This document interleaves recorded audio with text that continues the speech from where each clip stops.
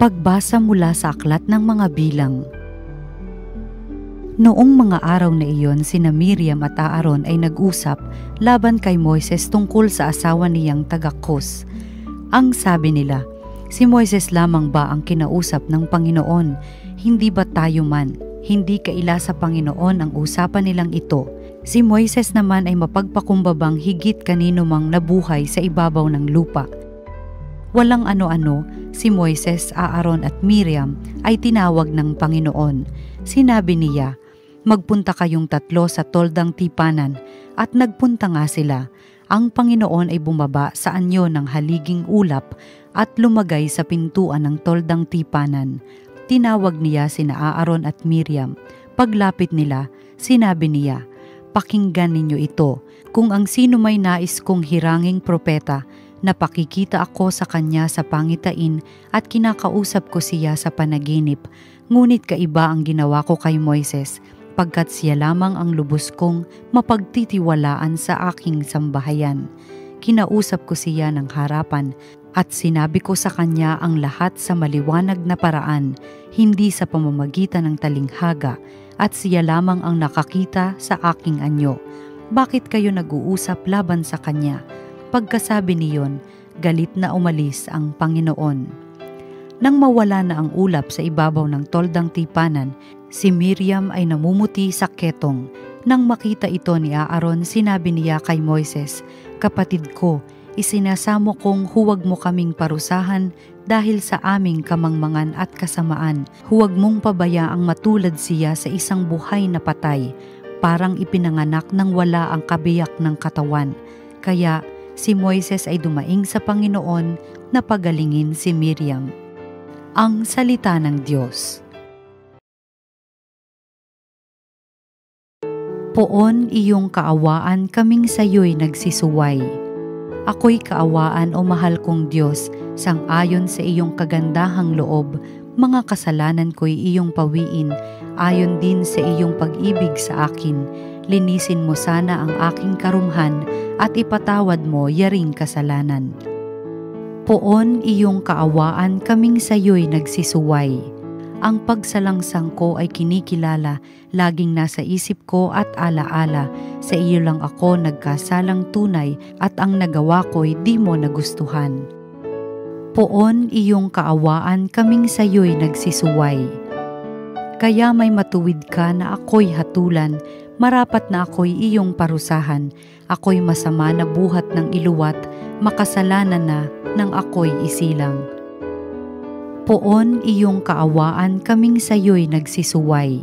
Isang pusong tapat sa aking likhain, bigyan mo o Diyos ng bagong damdamin.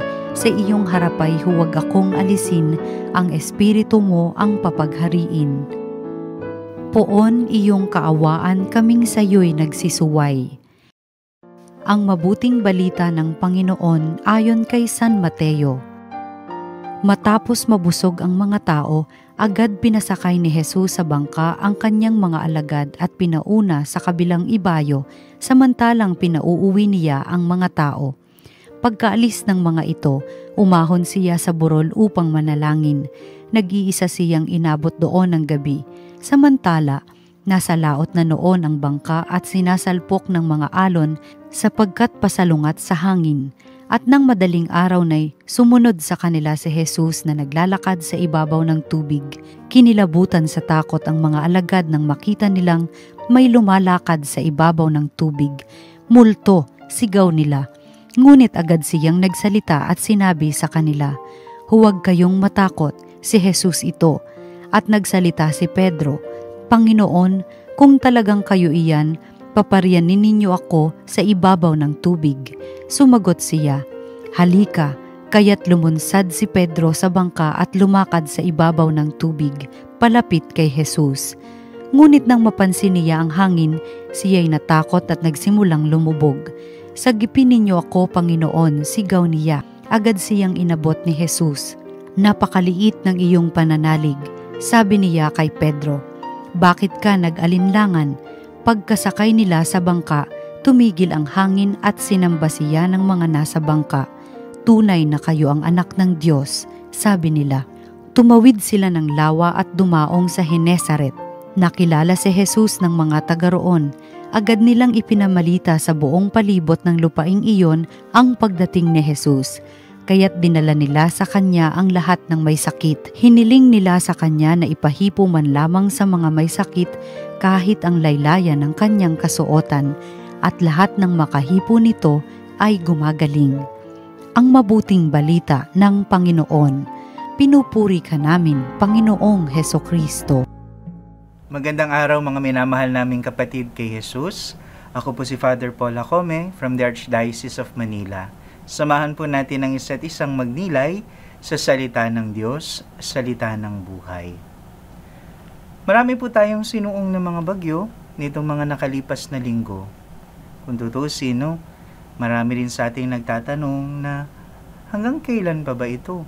Kahit sanay tayo, alam rin natin iba-iba yung ating mga karanasan at hindi naman lahat nakakasuong ng malumanay.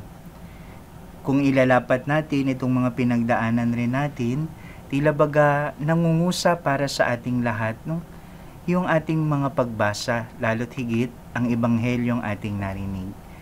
Ito'y lapat sa karanasan nating buhay na madalas binubuyo ng napakaraming mga hangin, mga iba't ibang mga karanasan ng dilubyo at masasabing bagyo sa ating buhay.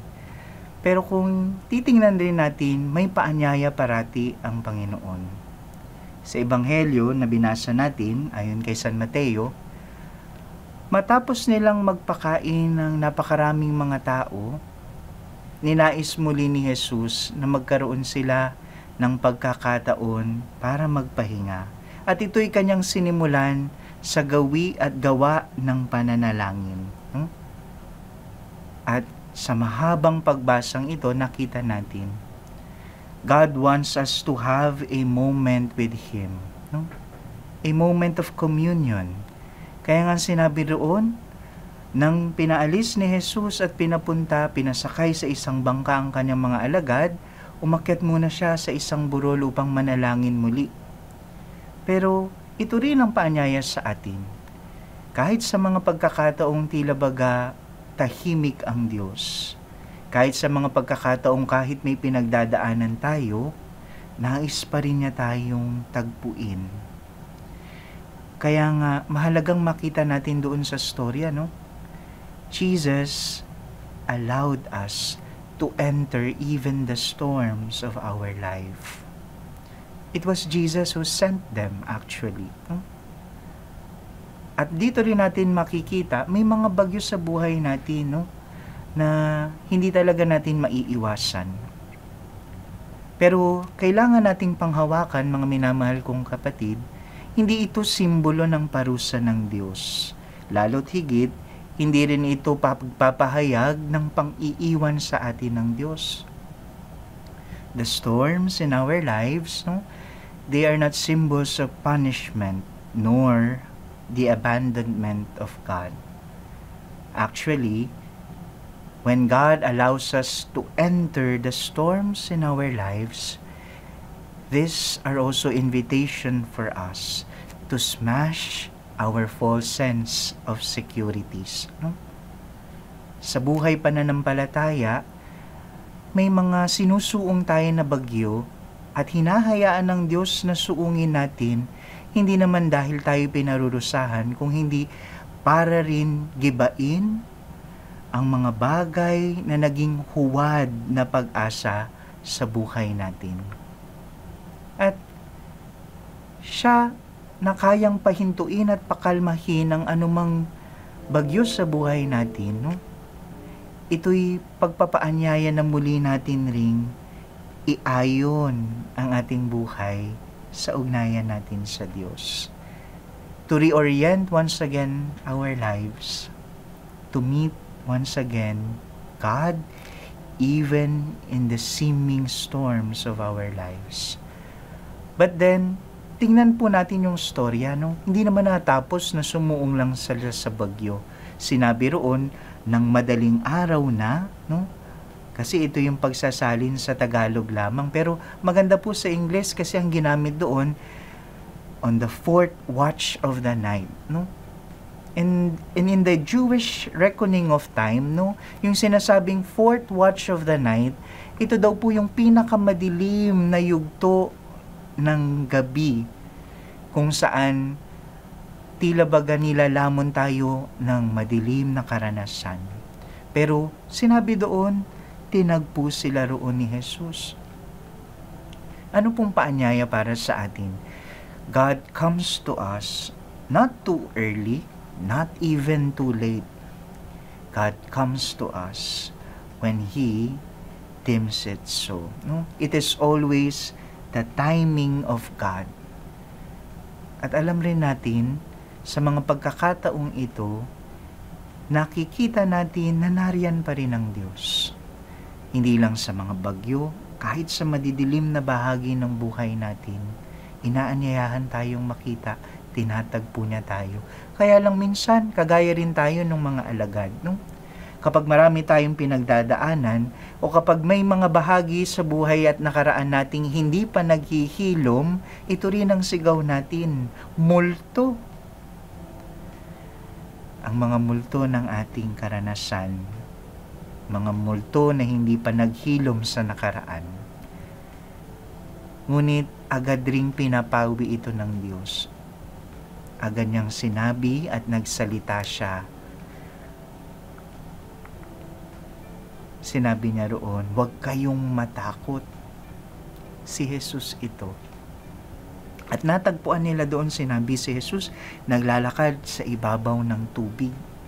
At alam rin natin sa kasulatan, no, nung wala pang kaayusan ang pangkalahatan, ang tubig ay simbolo ng dilubyo o nung kawalan ng kaayusan. Kaya nga sinasabi rin dito, yung imahe na si Jesus naglalakad sa ibabaw ng lahat ng ito, ito'y pagpapahayag rin sa atin, gaano man kadilim at kalalim ang mga bagay na tila baga malalaking sumasakop sa buhay natin, no? Mas maigting at mas higit pa rin ng Diyos. That is why God walks over them. No? Ano ba itong mga bagay na ito? Sakit ba? Karamdaman ba? Problemang pinansyal? Ano man ang pinagdaraanan natin, naroroon pa rin, mas nangingibabaw ang presensya ng Diyos sa lahat ng ito. Kaya nga sabi niya, huwag kayong matakot, si Jesus ito. Sapagkat minsan, sa dami ng ating pinagdaraanan, kay bilis natin siyang mapagkamalang multo. But the Lord reminds us, do not be afraid, it is I, it is Jesus. At si Pedro, bilang totoo sa kanyang damdamin at karanasan, napansin natin, ganyan din tayo kapag nawawaglit ang ating pagtingin. Kaya nga sabi sa Ebanghelyo, no, nang mapansin ni Pedro ang hangin, siya'y natakot at nagsimulang lumubog. Ganun rin tayo. When we lose our focus on Jesus, no, we will sink down below. At napakahirap kasi kapag nawawaglit ang paningin natin sa Diyos, minsan sumasara rin ang ating pagtingin sa kakapusan ng kakayahan natin. Pero hindi tayo hinahayaan ng Diyos malugmok sa ating karanasan. Sinabi roon, nang sumigaw si Pedro, sagipin niyo po ako, Panginoon. Agad siyang inabot ni Jesus. The invitation for us is to keep our focus on Jesus. Because even if our frail faith would fail us, no, God will always comes to us to rescue us.